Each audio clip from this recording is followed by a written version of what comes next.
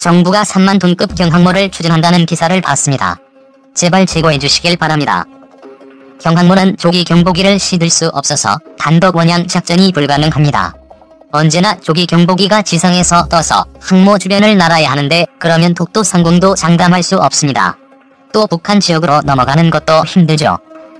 사실상 항모의 의미가 거의 없습니다. 게다가 실을 수 있는 게 12척의 F-35B인데 제공을 위해서는 숫자도 턱없이 부족하지만 벙커버스터를 탑재할 수 없어서 적지휘부를 폭격하기도 힘듭니다. 이걸 종합해보면 단독으로 원양으로 나갈 수 없기 때문에 미 해군과 연합작전도 힘들고 자체 제공 능력도 부족하고 적지휘부 폭격도 부족하죠. 정말 들어가는 돈에 비해서 전력 상승이 거의 없습니다. 그에 비해서 항모가 고가치 표적이다 보니 이걸 지키기 위해서 잠수함과 이지스함이 따라다녀야 합니다. 오히려 전력 상승이 아니라 전력 하강이 올 수도 있습니다. 또 가격도 배 비용만 2조, 배에 들어가는 무장 1조 정도, F-35기 20대 3조 이상. 이러면 6조 정도이고 유지비는 F-35이고 수직 이착륙이라서 꽤 많이 들어갈 겁니다. 요즘 레이시온사의 최신 이지스함 레이더는 F-35를 탐지한다고 합니다. 이걸 우리한테 팔겠다고 했다고 합니다. 그러니 신형 이지스함에 레이시온사의 신형 이지스 레이더를 장착해야 합니다. 그리고 항공모함을 7만 톤급 풀항모로 가야 합니다. 가격은 5.4조입니다. 함재기는 30에서 40대의 조기 경보기를 실을 수 있습니다.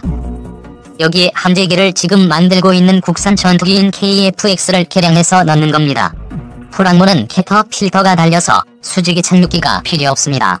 그러니 KF-X를 좀 개량하면 충분히 가능합니다. 그러면 유지비가 싸지고 도입 비용도 3만 톤급에 비해서 그리 크지 않을 겁니다.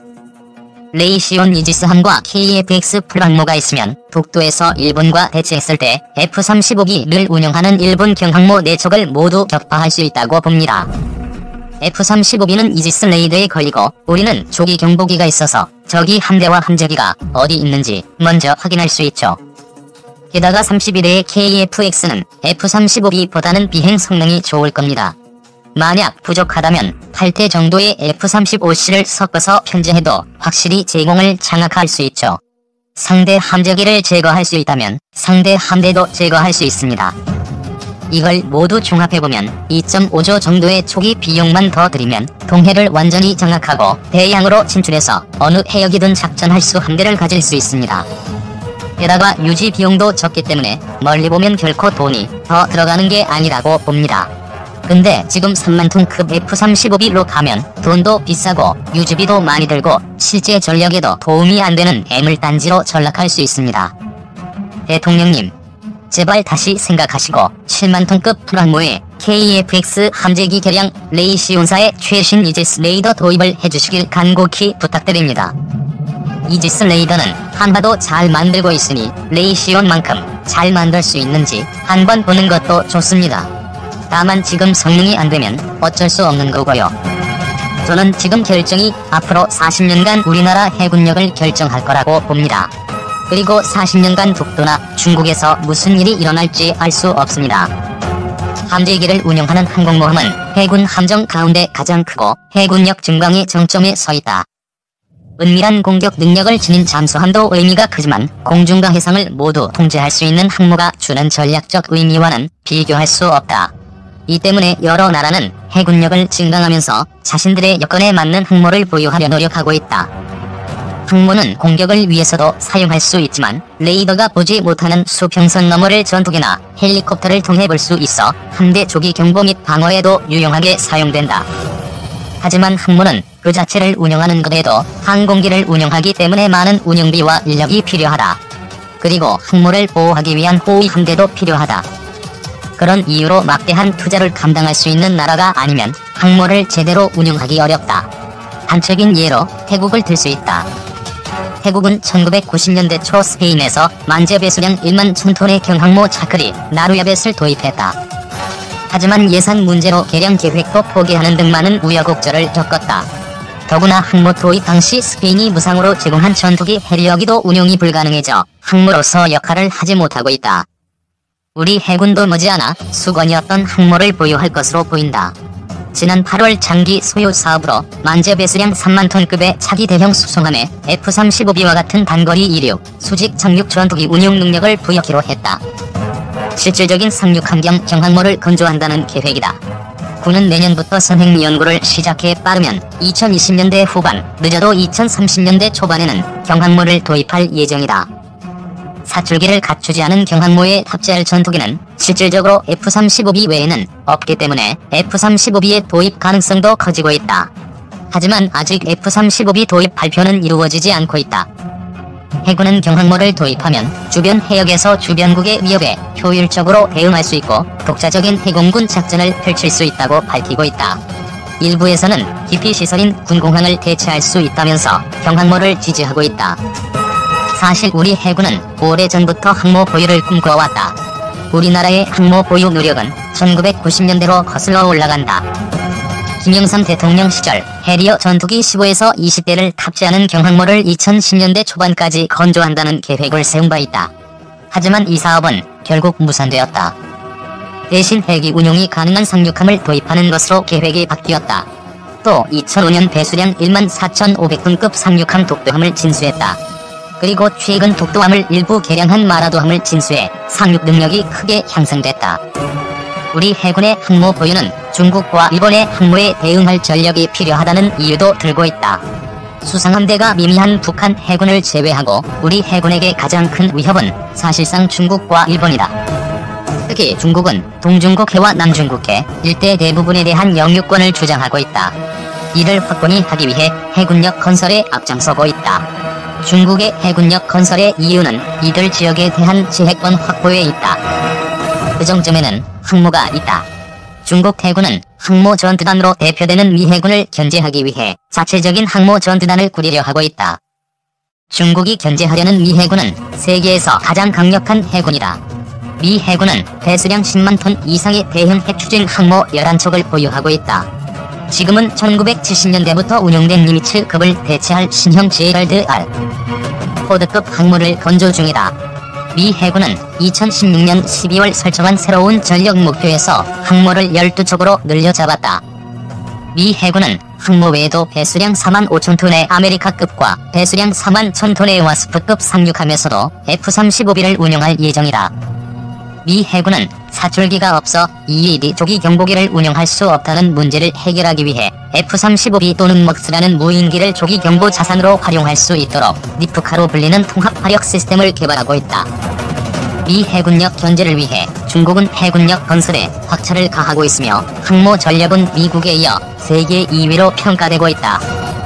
중국은 1980년대 초반부터 당시 중앙군사위원회 부주석이며 중국 해군 사령관이었던 류허칭이 2050년까지를 목표로 하는 3단계 해군 건설 장기 계획을 수립했다. 1단계는 2000년까지 코릴 열도, 일본 본토, 구열도, 대만, 필리핀, 인도네시아, 보르네오를 잇는 제1도련선까지. 2단계는 2020년까지 일본 본인 제도 마리아나, 제도 광캐롤라인 제도를 연결하는 제2도련선까지, 3단계는 2050년까지 전 세계로 작전 범위를 확대하는 것이다.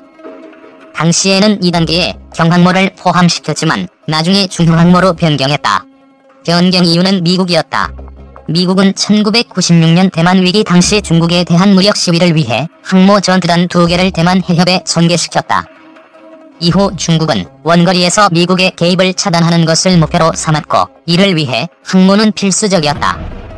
중국의 첫 번째 항모는 2012년 취역한 랴오닝이다. 배수량 6만 5천 톤의 랴오닝은 1998년 우크라이나에서 사들인 예소련 해군의 바리아고를 개조해 만들었고 중국이 개발한 제15 전투기 24대를 탑재한다. 중국은 랴오닝을 통해 항모에 필요한 지식을 얻었고 2017년 4월 첫 자체 개발 항모 선둥을 진수시켰다. 중국의 항모 굴기는 여기서 그치지 않는다. 2035년까지 6척을 보유할 예정이며 2척은 해추진 항모로 만들 계획이다.